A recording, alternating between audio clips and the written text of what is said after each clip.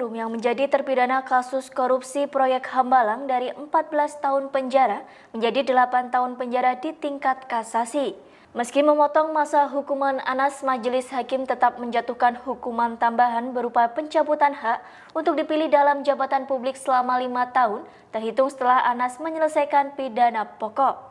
Selain itu, Anas harus mengembalikan uang senilai 57 miliar rupiah dan 5,2 juta US dollar. Dikutip dari Kompas.com, juru bicara MA Andi Samsan Ngangro mengatakan, PK Anas dikabulkan karena adanya kekilafan hakim yang dinilai dapat dibenarkan. Kekilafan yang dimaksud terkait pasal yang didakwakan kepada Anas Urbaningrum.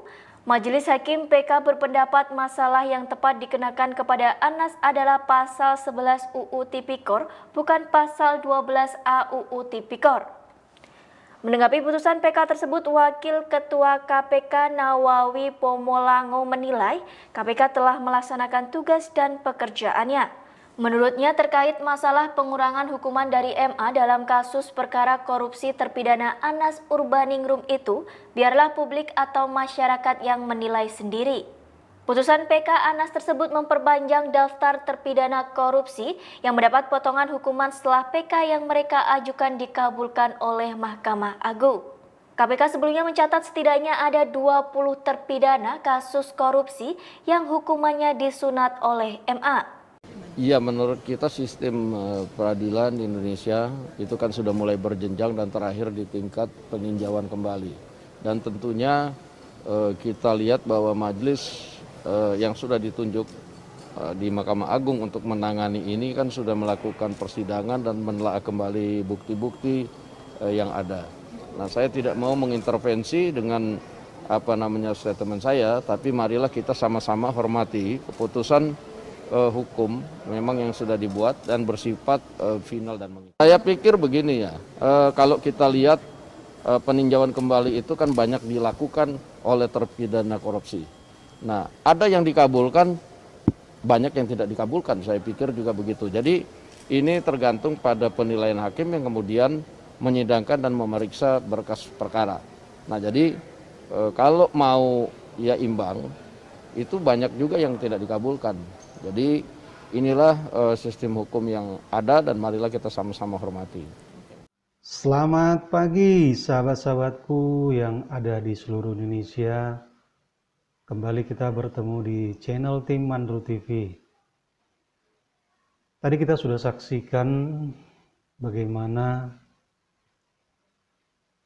berita daripada Anas Urbaningrum, mantan ketua Partai Demokrat, di mana Mahkamah Agung memberikan diskon, pemotongan hukuman kepada Anas Urbaningrum, di mana seharusnya Anas dihukum selama 14 tahun, tetapi dia mengajukan PK ke Mahkamah Agung sehingga Mahkamah Agung mengabulkan PK tersebut, sehingga dia mendapatkan hukuman 8 tahun, dipotong 6 tahun. Dan ini adalah hal yang sungguh sangat menyakitkan bagi seluruh rakyat Indonesia. Kenapa saya katakan seperti itu, sahabat-sahabatku?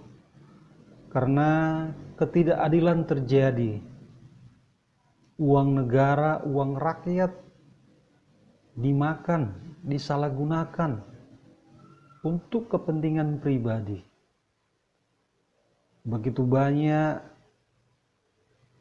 dana dikorupsi triliunan rupiah. Ini yang kita sayangkan dari pihak Mahkamah Agung.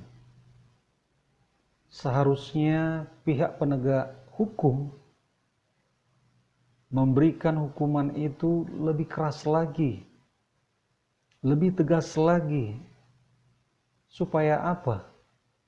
Supaya yang lainnya juga tidak mencoba-coba untuk melanggar hukum, menabrak hukum. Tetapi kalau situasinya seperti apa yang ada terjadi saat ini, maka oknum-oknum yang lain pun akan melakukan pelanggaran-pelanggaran hukum, dan mereka akan berpikir bahwa negara ini akan memberikan diskon-diskon. Ya. Kita tahu diskon itu terjadi di pusat perbelanjaan, di mal-mal. Tetapi inilah yang terjadi di negara kita, sahabat-sahabatku. Pelecehan terhadap hukum itu sendiri.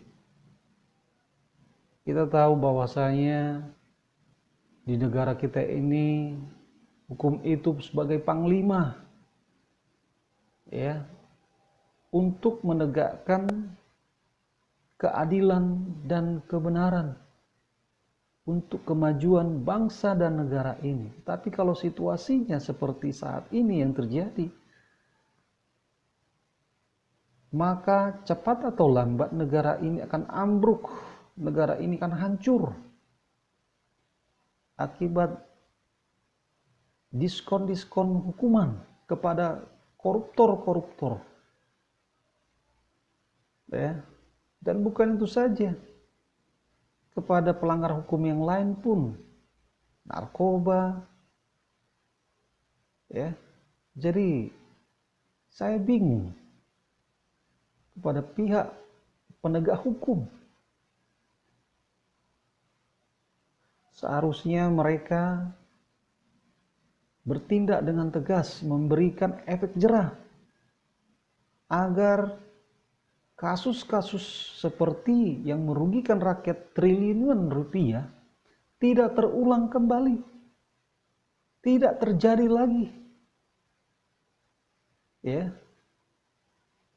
Jadi ini yang kita sayangkan.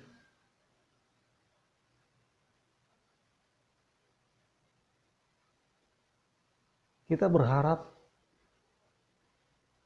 situasi ini tidak terulang kembali. Terlalu gampang, ya, terlalu gampang memberikan keringanan, diskon kepada para koruptor. Bahkan lebih lucu lagi, hukuman yang mencuri ayam lebih berat daripada koruptor yang nilainya bisa mencapai miliaran rupiah, triliunan rupiah. Di mana rasa keadilan? Di mana rasa kebenaran itu? Ya. Ini namanya melecehkan pengadilan, merendahkan pengadilan. Jadi hal ini jangan sampai terulang kembali. Jadi kita berharap di dalam suatu memutuskan keringanan hukuman, jangan terlalu menggampangkan, menyepelekan, ya. Berpikir jangan nanti negara ini ambruk gara-gara penegak hukum,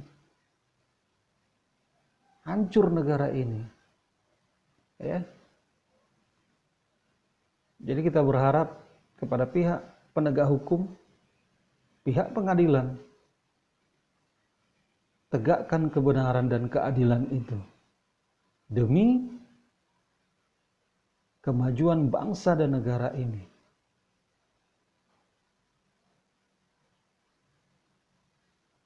Tidak ada lagi diskon-diskon kepada para koruptor. Walaupun dikatakan tadi hak dipilih di dalam perpolitikan itu dicabut. Ya. Bukan masalah dicabut atau tidaknya. Bukan itu.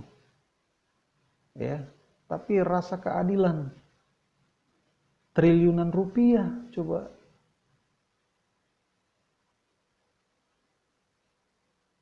pihak penegak hukum memikirkan hal itu. Jadi saya rasa cukup sekian masukan dari tim Mandru TV kepada bangsa, kepada pihak penegak hukum, kejaksaan, hakim, dan lain sebagainya. Mari berpikirlah beribu kali sebelum memutuskan atau memberikan keringanan kepada para koruptor yang menghancurkan negara ini. Jadi saya rasa cukup sekian. Terima kasih. Wassalam bagi kita. Merdeka.